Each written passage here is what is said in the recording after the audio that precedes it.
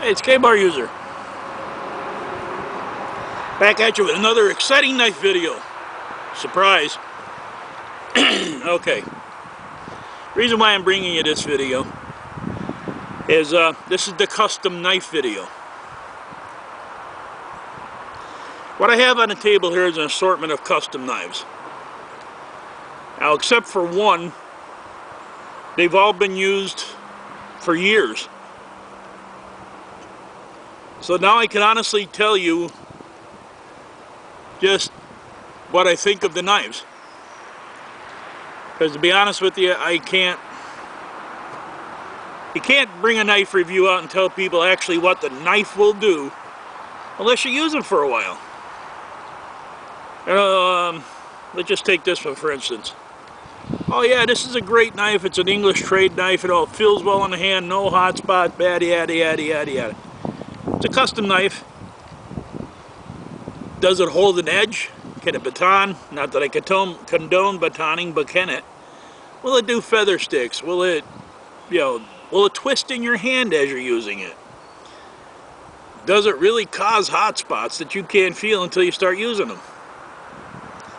So, these are customs. This one here is a custom from Hysteria Knives. That's a D12 steel. Green micarta handles, brass pins through it. It is a 1/4 inch thick, 6-inch blade. People think, and I've had people comment, that this is the ugliest blade they've ever seen. But boy, what a skinner. What a woods knife. The handle's nice and beefy. I mean, this knife will hold up to some beating. Throw sparks real good from a flint. I use this knife a lot. It's got a nice 90-degree spine. It'll throw a ferro rod like it's nothing. This is a Jeff White French trade knife. You've probably seen this in some of my other videos. Same thing with this. People complain it's too small for their hand, but if I put my thumb right up in here, now I got a good purchase on that blade. It doesn't twist in my hand. It's got a 5.5 inch blade and is razor sharp, and it doesn't take much at all to sharpen it. I've actually sharpened this on river rock, sharpened it on my belt, or honed it on my belt, I should say. It's a great knife. This is a Dean Oliver English trade knife. 5-pin, full tang. They're all full tang, by the way. It's got this little Spanish mark down here. Now Jeff is a Jeff's white logo is a little devil guy. Dean Oliver's is a canoe. And as you can see, they're not, these three knives here, they're not, scaled off or anything. They're just the way they are. Now these are hammer forged knives. That means they have a regular mechanical hammer that hammers the knife out for them. The thing is, these are representative of a typical 17th, 18th century trade knife, French, English. Knives weren't real thick back in them days. I think this is an 1/8 inch, and this is even smaller. I'm not even sure what size this is, but same thing holds.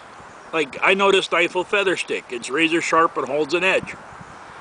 Doesn't twist in my hand, doesn't leave hot spots, and again, if I really need to get pressure on it, I can get up there with it. This is a Jeff White Long Hunter, curly maple scales. Well, at the time you could buy them now like this, but at the time this was actually an English trade knife. That's all he offered him, and I had Jeff asked him if he could round the back off for me, and he did.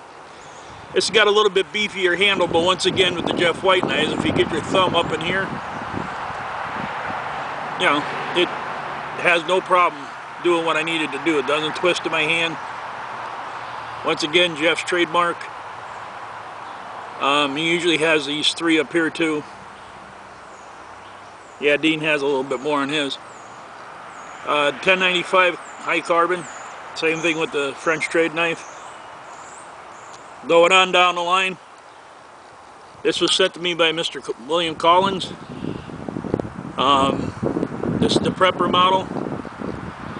Been using this knife for about 3 years now. Unbelievable comfort in the hand.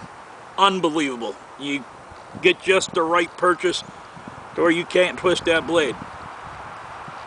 It's, I believe it's 3/16 thick, 1095. This is one of Jeff's first knives. It's called the Prepper. Great chopping knife. This whole edge right here is, you know, it just got an angle on it that you just can't say nothing about it. It feather sticks, it does everything. For as odd as the blade looks. And it's got a nice belly here for skinning. It's got a good tip for splitting open stuff. It's got enough weight, you can grab it back here, you can chop with it. 90-degree spine, does great on a ferro rod.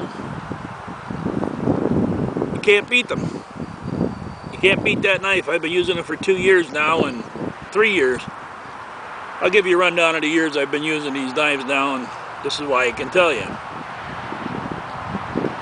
This knife here I won from Eric over at Widowmaker Knives. It's a necker, obviously. It's made from a file. Takes a razor sharp edge. The handle's a little bit short, but for a necker, I mean, you can get your thumb right in there, boy. That's for a skinning blade, and you can't ask for any nicer. File, I believe, is 022 steel. Starting to pick up a patina from using it. I guess you would call this ACU camouflage micarta handles, and it is a 1/4 inch thick. Strikes a ferro rod like nobody's business. So, you know, as a neck knife, it's great. I always have this with me. If I'm hunting, fishing, whatever, I always carry this knife just for a backup with the neck knife, or if I want to strike by ferro rod or anything else. This is not around my neck constantly. This is a primitive progression. I believe it's modeled after a French trade knife, but it looks an awful lot like a PSLK1. PSLK1. PLSK1, that's it. Looks an awful lot like it. The pins are a little bit different.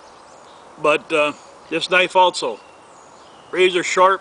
These are handmade by this gentleman over at Primitive Progression. 1095, 90-degree spine, strikes a ferro rod, great. Batons. It's a light chopper, you know, if you want to just get sticks out of your way or whatever.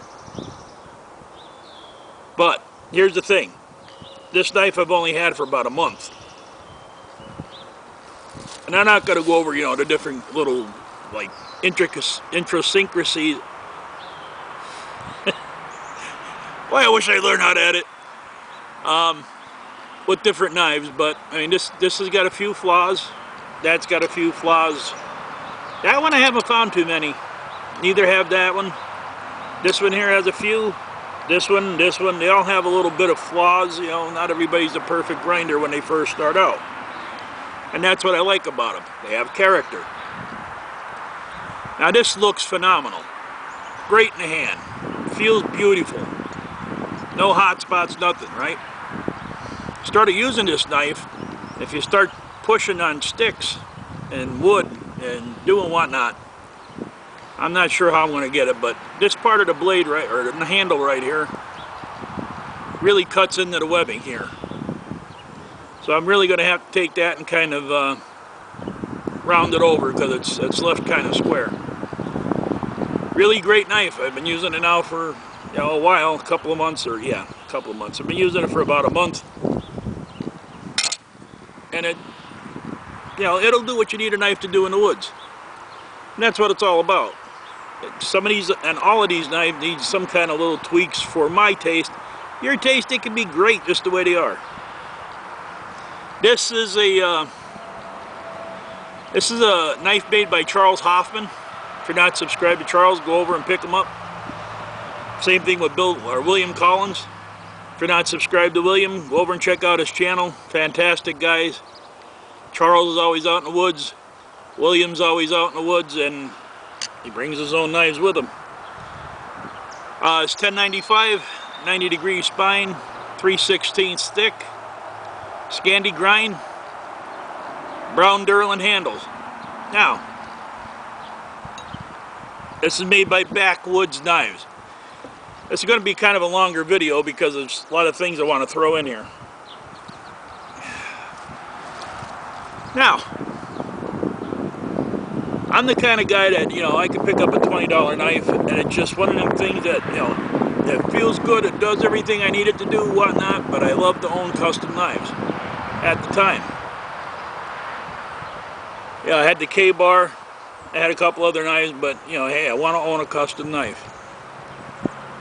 Now, let's take out Jeff's, or Williams.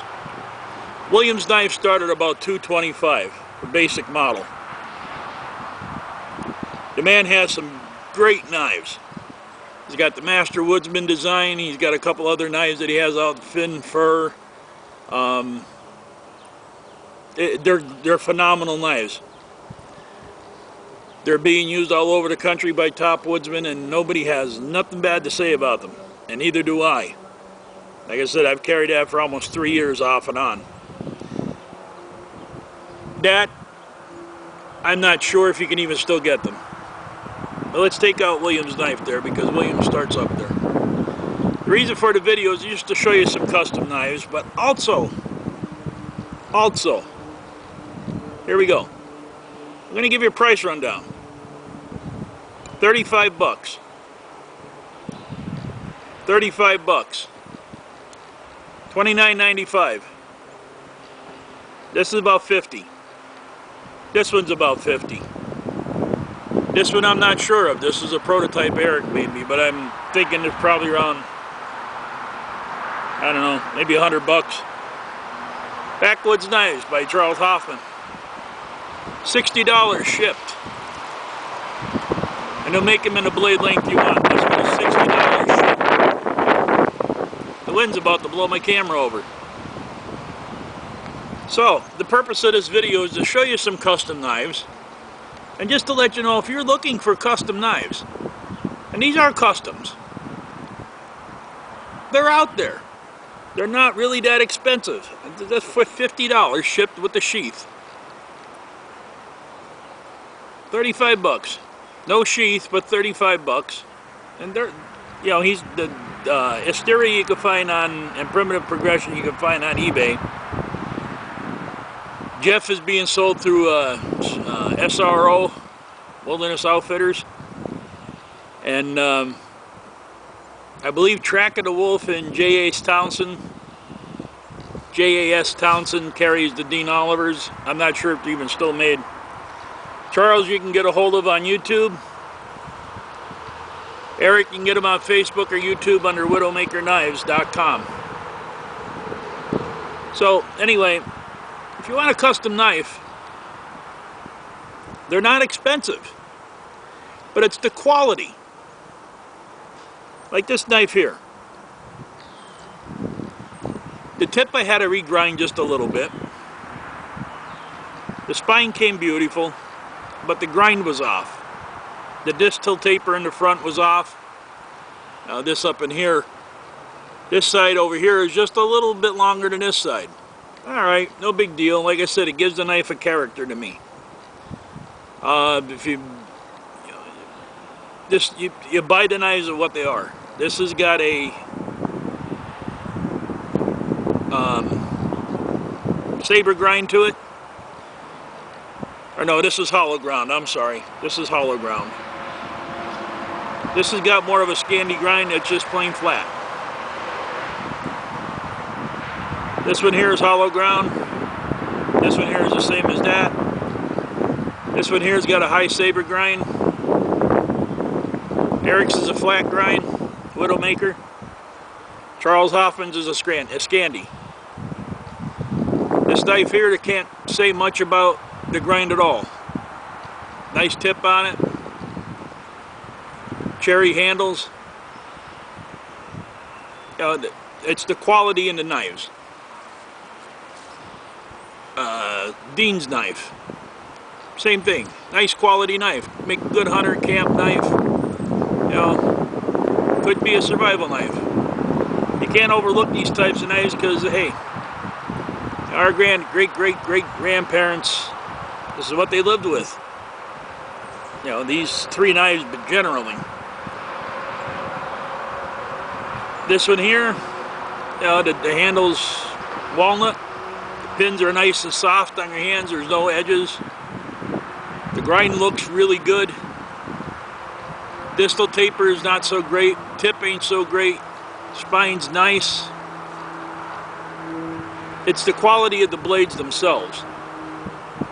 Now, let's take this out of here. And you're not going to know if you have a good quality blade until you try the knife out. That's the problem.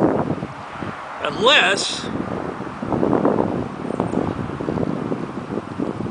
you go with a very reputable custom maker. Now, Eric over at Widowmaker. This was a prototype. Okay, well, even if it's a prototype, I mean, there's still some flaws. You can see where the grinds are not so great. You know, you can see it right along here. The handles are, the scales on them, they fit nice. The bolsters through them, you know, there's no sharp edges. This is one of Eric's first knives because, like I said, it was a prototype. I've seen the knives he makes lately, and they're phenomenal. So now this is a reputable knife maker. You can't really go by this because, well, it's a prototype. Charles Hoffman. This is one of the few first knives he's made. What have I got to say about it? Distal taper is perfect. Grind is beautiful. Same measurements on both sides. 90 is beautiful. This choil here, perfect. Fit and finish in the hand, can't ask for a nicer knife. Total control. Brown Durlin handles, orange spacers. For one, you know, just putting out a knife, that's a knife. Now, just to let you know, I've cleaned, as of the end of this year, I think it was 32 squirrels with this knife since I got it I've had it for 1.5 years. I've cleaned 32 squirrels with this knife. All I've ever done to it was take it, I think it was the second to the last day, took my ferro rod out, just gave it a couple swipes on the ferro rod, it's right back to hair popping sharp. If you're looking for a custom blade from a good manufacturer and whatnot, it's the place to go. Backwoods Knives. They're not producing them yet. He's taking orders. Go see Charles. He's on Charles Hoffman on YouTube. And let him know you're interested. Eric from Widowmakers. If you're interested in one of Eric's knives, I think they came from the bloodline to the Mini Hunter. Mini Hunter. Once again, it's made from a file which I believe is D2 or O2. So, you know, hey, if you're looking for, you know, an ultimate necker, I mean, this thing is, like I said, skinning, push cuts, ferro rod scraping. You can't beat this knife. Nice micarta scales. Now this puppy, it's the William Collins knife. I said Williams starts at around 200, 225, I believe it is, for his knives. And if I was to say right now, okay, give me 2 knives, these would be the 2 I'd take. Not putting down anybody's knife making, it's just my personal preference. I've cleaned a deer, turkey, 15 squirrels. You see me collect fat wood with it. Feather sticks, tripod sticks, cordage, you name it, I've done it with this knife in the last 3 years. I've sharpened it once. Same thing with Charles Hoffman's knife. Took the ferro rod out of my belt, swiped it once or twice. It's hair popping sharp. Now, these are quality custom blades. It's $60, $100 I believe, don't quote me on that. This I'm not sure if you can get, but Williams knife started around $225. These are quality custom. Why do I say they're quality custom? Because they do everything you could possibly do, and they hold an edge. They don't chip. Now, Jeff, the Jeff White knives. Great knives. I've cleaned I don't know how many with these. I bought a second one which I gave to my brother, and so far today he's cleaned 8 deers. Yeah, I can't tell you how many squirrels he's cleaned with his knife.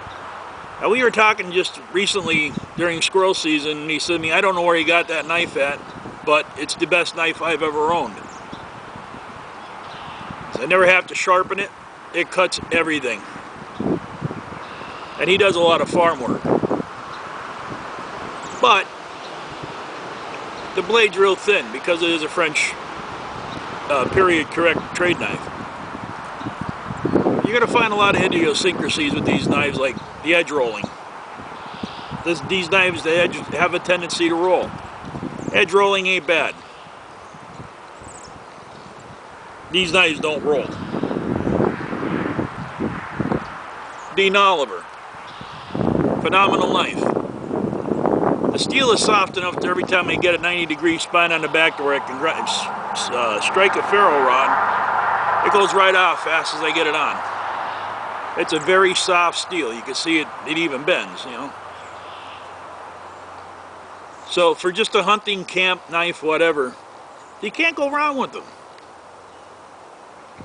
I can't say it's a bad knife. I've used it a lot. It's a great woods knife. This one, well, it doesn't lend itself to very much chopping, but that's because of the blade design. But for 35 bucks, if you wanted a custom-made knife, it is a custom-made knife, not a Pakistan. A lot of them out there are from Pakistan. They say custom-made. But it's a good knife, but it's not the quality that you're going to get here. Same thing with this one for Primitive Progression. Good quality knife. Can't beat it so far. I've only used it for a little while.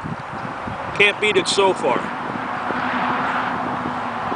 But again,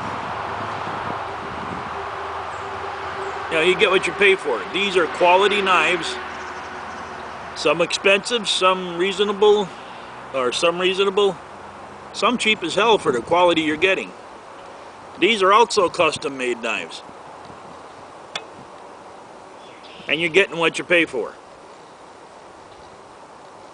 So if you want a custom knife, there you go. If you want to go up on the higher end of a custom knife, get a hold of William Collins, or Tom Chitwood, or Mike Ware. They all make great knives. Like I said, this is one of Williams's first knives, so it's been passed around YouTube, and you know, like Justin Wolfe, Travis Henry. I can't remember who else had it, but them guys had it. They beat the crap out of it. Then it came to me, and I beat the crap out of it, and it's still Energizer Bunny. Same thing with Charles's knife. Man, I've beat this thing. Now, I can't baton with it, and I don't baton. But, you know, just small stuff maybe, yeah, I do that. But, you know, for cleaning, if you can get through, you know, a limit of squirrels, which is 6 here, if you can clean yourself through a limit of squirrels without having to put an edge on a knife, that's good quality. And I can only say that about very few knives sitting in front of me. So, you know, 60 bucks shipped. You can't beat that, man. Charles sent me this for review, and, you know, because he respects my opinion on blades. But this is after a year and a half of use. Sharpened it once, or honed it once. You know, got patina on it and whatnot. Williams knife, I don't know what happened here, but it hasn't patinaed, really. A little bit, but not much. I know it's I know it's 1095. He's told me that. But I don't know why it doesn't patina, but it doesn't. Widowmaker, Eric, phenomenal knife. But like I said, these are quality. Not because of the price, because of what they can do. These are customs also. And if you use this knife, you'll find yourself sharpening it. Not just honing it, sharpening it. If you use this knife, you're going to have to hone it every now and then. Use this knife, you're going to sharpen it a lot. This knife here, I haven't had to sharpen yet. And I've been using it for everything for the last couple of weeks. Haven't had to even hone it yet. This knife here, oddly enough, same as the other Jeff White, I haven't had to sharpen this yet. And this goes with me on a lot of trips. Or hone it yet. So, there it is. Like I said, these are the custom knife video.